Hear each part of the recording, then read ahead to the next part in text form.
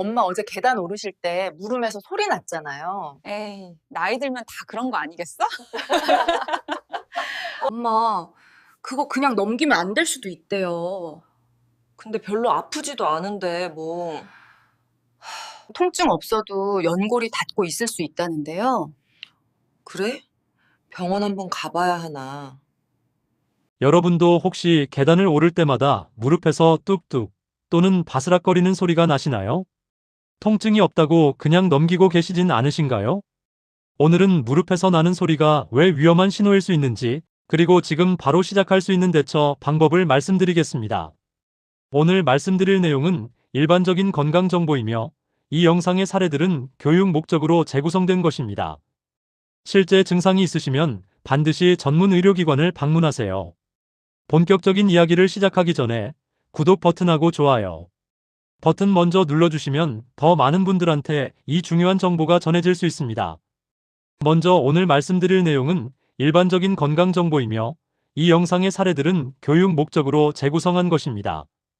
실제 증상이 있으시면 반드시 가까운 병원을 방문하세요. 첫 번째 이야기입니다.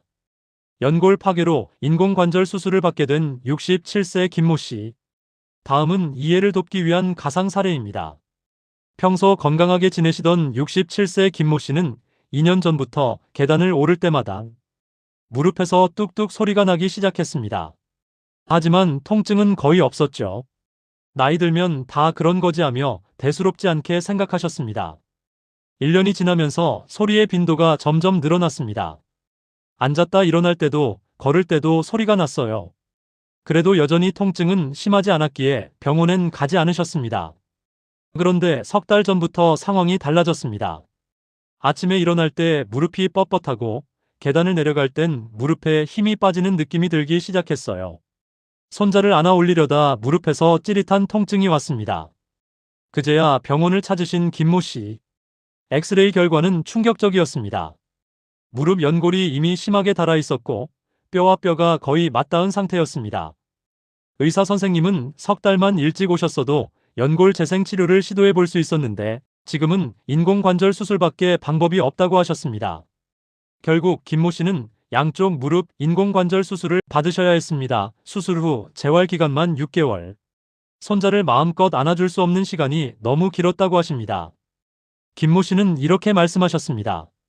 그때 소리만 났을 때 바로 병원에 갔더라면, 통증이 없어도 몸이 보내는 신호를 무시하면 안 된다는 걸 너무 늦게 알았어요. 그렇다면 도대체 왜 무릎에서 소리가 나는 걸까요? 그리고 이 소리가 왜 위험한 신호일 수 있는 걸까요? 첫 번째 이유, 연골이 닳기 시작했다는 신호입니다.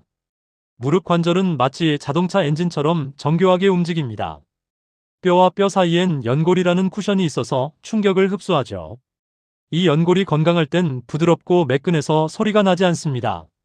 하지만 나이가 들거나 무릎을 많이 사용하면 연골 표면이 거칠어집니다. 마치 새 타이어가 점점 마모되어 표면이 울퉁불퉁해지는 것처럼요. 이렇게 거칠어진 연골끼리 마찰하면서 뚝뚝, 바스락 소리가 나는 겁니다.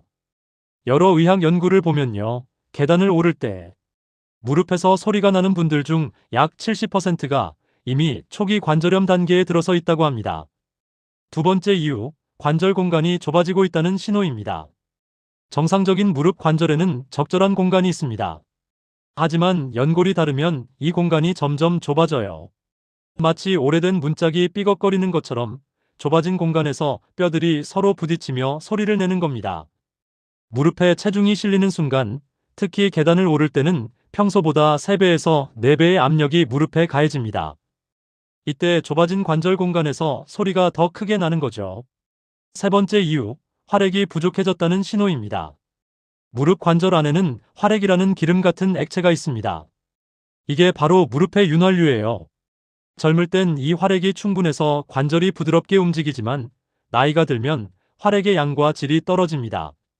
활액이 부족하면 마치 기름 없는 기계처럼 관절이 뻑뻑해지고 움직일 때마다 소리가 나게 됩니다. 특히 아침에 일어날 때 더 뻣뻣한 이유가 바로 이겁니다. 밤새 활액이 관절 주변으로 흩어져 있다가 움직이면서 다시 모이는 시간이 필요한 거죠. 다시 한번 말씀드리지만 개인의 상태에 따라 다를 수 있으니 정확한 진단은 반드시 의료 전문가와 상담하시기 바랍니다. 지금부터 말씀드릴 방법들은 일반적인 건강관리 정보이며 치료를 대체할 수 없습니다. 실천하기 전에 담당 의사 선생님과 꼭 상의하세요. 그럼 지금부터 무릎 건강을 지키고 연골 손상을 막을 수 있는 5가지 방법을 알려드리겠습니다. 가장 쉬운 것부터 시작할게요. 방법 1. 매일 저녁 15분 온찜질하기. 가장 쉽고 즉시 시작할 수 있는 방법입니다. 따뜻한 물에 적신 수건이나 찜질팩을 무릎에 15분간 대고 계세요. 온도는 40도에서 45도 정도, 손으로 만졌을 때 따뜻하지만 뜨겁지 않을 정도면 적당합니다. 온찜질을 하면 무릎 주변 혈액순환이 좋아지고 굳어있던 관절이 부드러워집니다. 마치 얼어있던 버터가 따뜻한 온도에서 부드러워지는 것처럼요. 특히 아침에 무릎이 뻣뻣하신 분들은 저녁 자기 전 온찜질을 꼭 해보세요. 다음날 아침 일어날 때 훨씬 편하실 겁니다. 주의하실 점은 무릎이 붓거나 열이 날 때는 온찜질 대신 냉찜질을 하셔야 합니다. 방법 2. 의자에 앉아서 하는 다리 펴기 운동.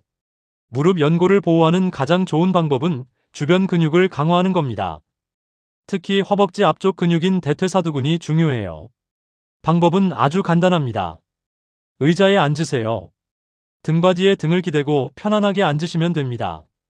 그 상태에서 한쪽 다리를 천천히 쭉 펴세요. 무릎이 완전히 펴질 때까지 들어올리고 발끝은 몸쪽으로 당겨주세요. 이 자세로 5초간 버티세요. 그리고 천천히 내리세요.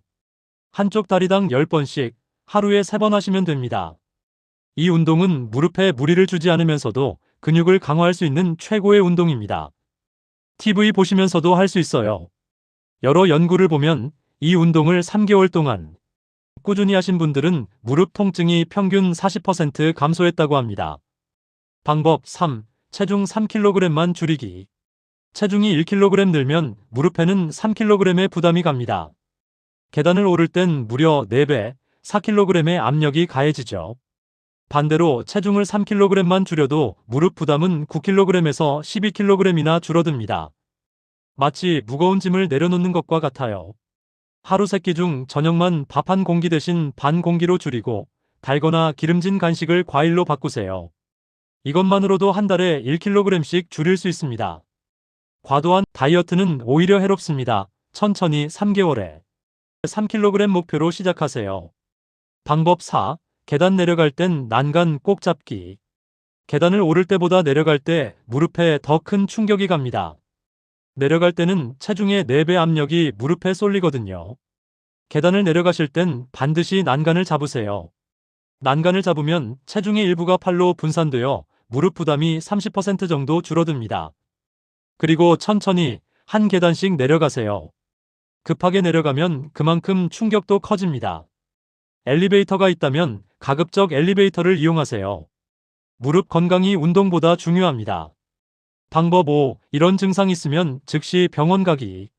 다음 증상 중 하나라도 해당되면 주저하지 말고 정형외과를 찾으세요. 첫째, 무릎에서 소리가 난 지 3개월 이상 지났을 때. 둘째, 소리와 함께 통증이 동반될 때.